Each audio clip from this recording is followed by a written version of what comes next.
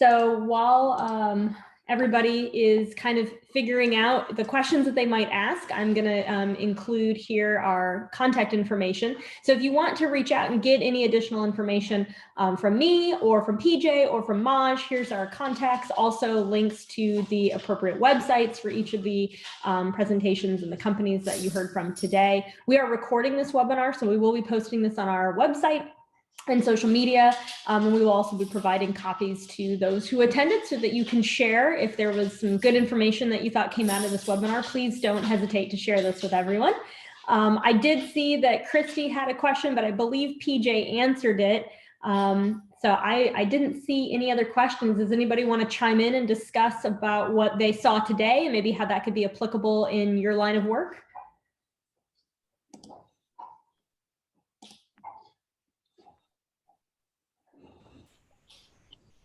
Emily, I had a question. Can you hear me? Yes. So during roadway resurfacing, are these LED lights in the roadway able to be saved? It's a good question. Yeah, thank you for the question. And that's part of the our design is to make sure that's the case. So like you saw in that video where we can actually use the air compressor to be able to eject the unit out.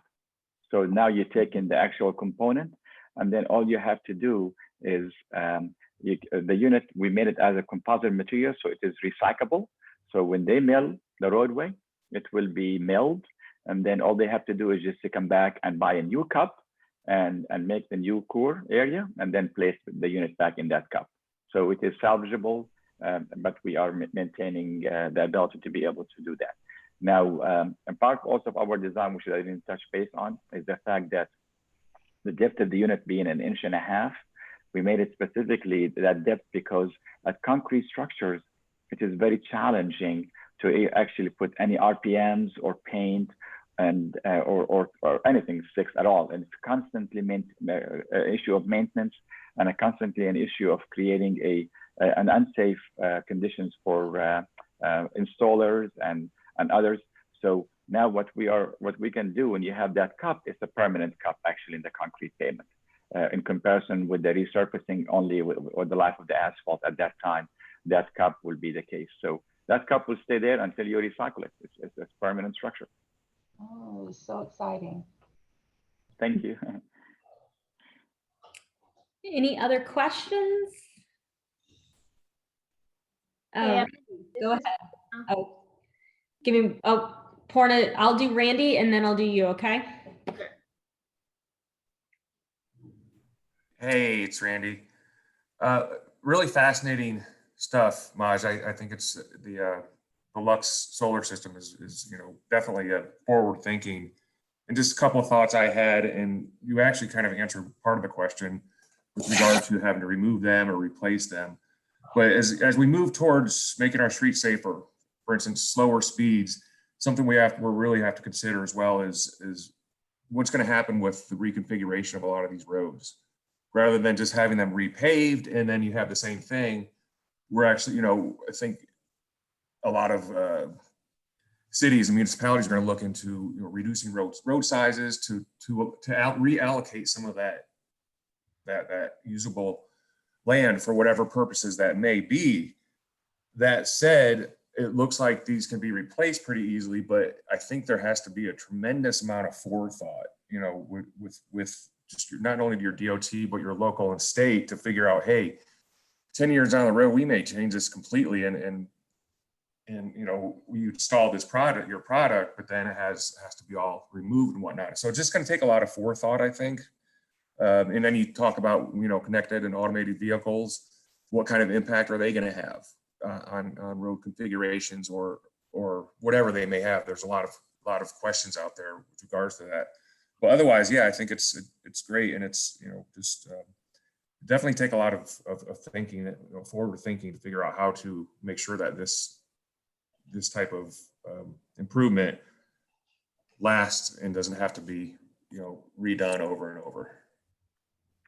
Thank you so much, Randy. That's correct. And as you know, it's difficult in engineering to have one size fits all.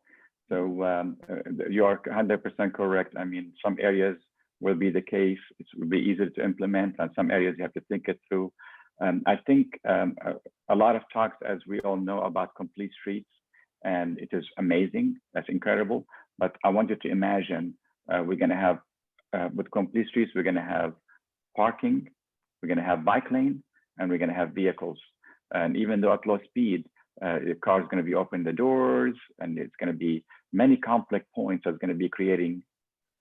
Still, there are issues of hazards. So the ability to be able to eliminate those paths, at least the bike lanes and the crossing where the pedestrians will be going in between, is probably going to be very helpful to plan that, like you said, to plan it accordingly. So this way we can create a safer environment.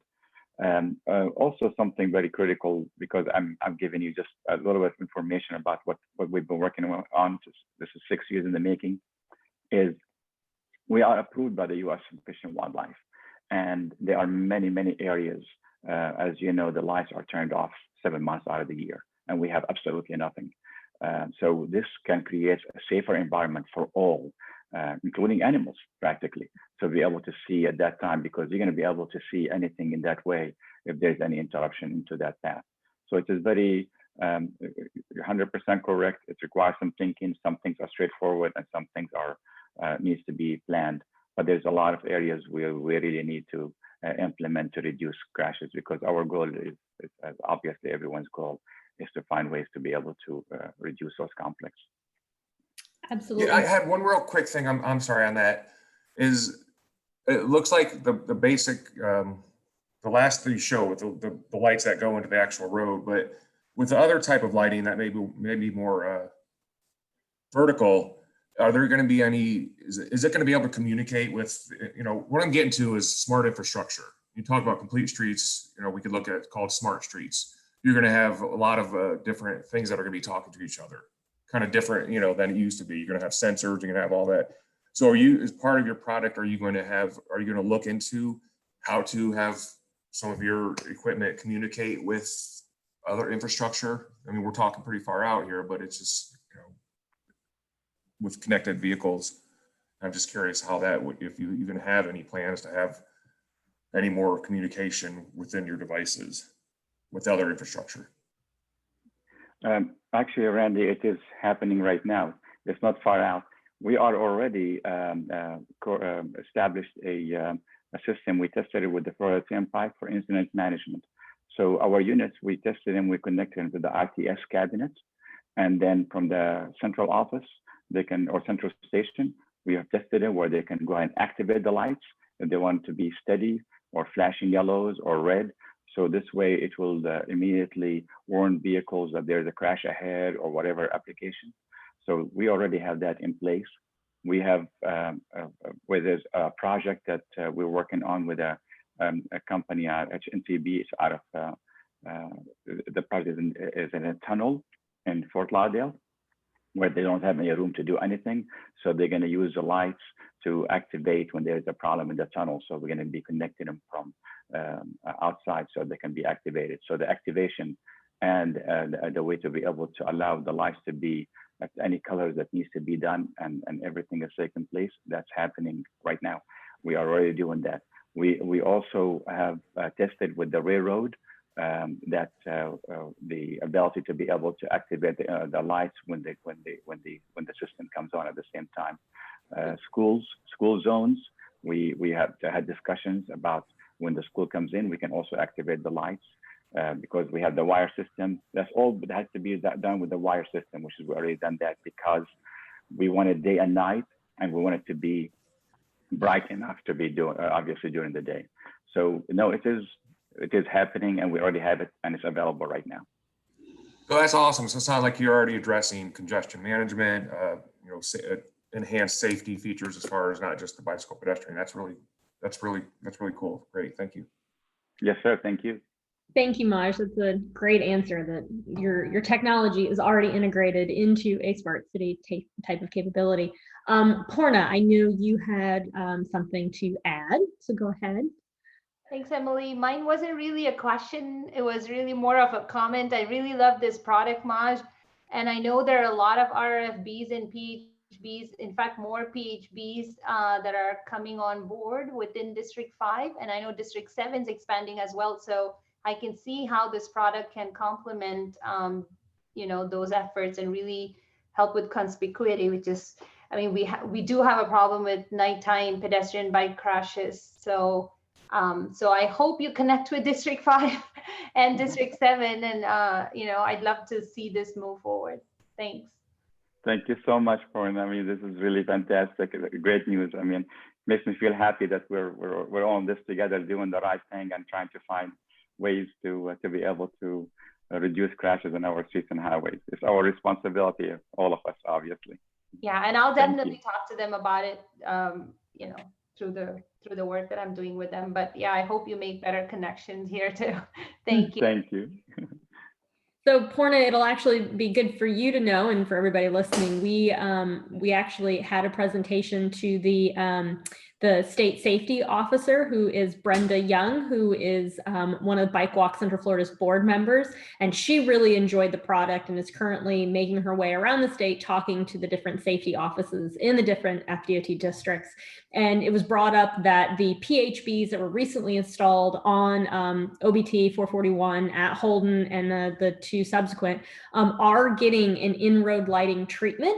They are working on those plans now. So I am quickly trying to make friends with that engineer and get a product similar to Maj's installed there, and then also try to get data collection to see if the yield rates improve with having the in-road lighting, without having the in-road lighting, and just having that hawk system. So we really want to use this as a teaching mechanism to see if this is going to improve yield rates. We assume, obviously, by illuminating these that they will, but they've even talked about the different colors, flashing yellow versus flashing red. So hopefully Bike Walk can get involved with the initial implementation of this lighting strategy, and we can take some data and measurements and be able to share with our partners and with everyone that this is a solution that works, and we have data that absolutely proves it.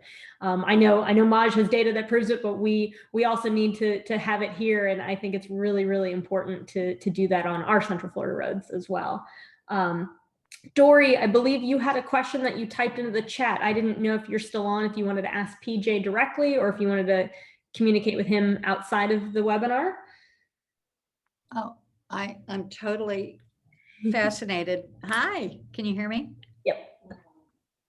I'm completely fascinated by all of the data and the tracking information. So I'm just, PJ, I used to see what a lot of the planning agencies are doing, and it just seems like it's more incisive, quicker.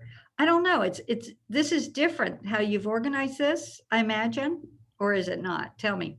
Or are you just smarter than the other people? Well, there are a couple products out there right now, but they tend to be raster or neighborhood or block based. So what I'm trying to create is something that's extremely granular, that you can really look at it as if it's something as a Google Maps.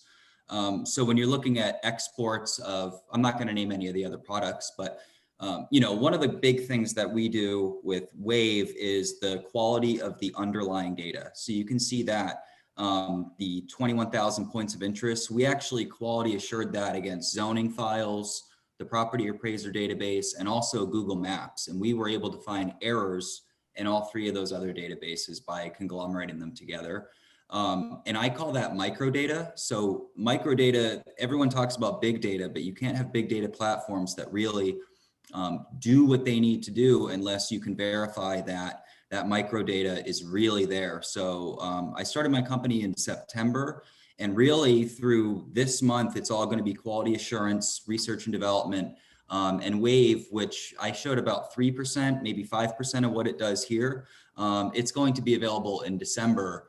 And there's just a ton of uses for it in terms of, if you're looking to buy a house, how far is the nearest grocery store? What's the walk time? What's the bike time? What's the drive time? Things like that.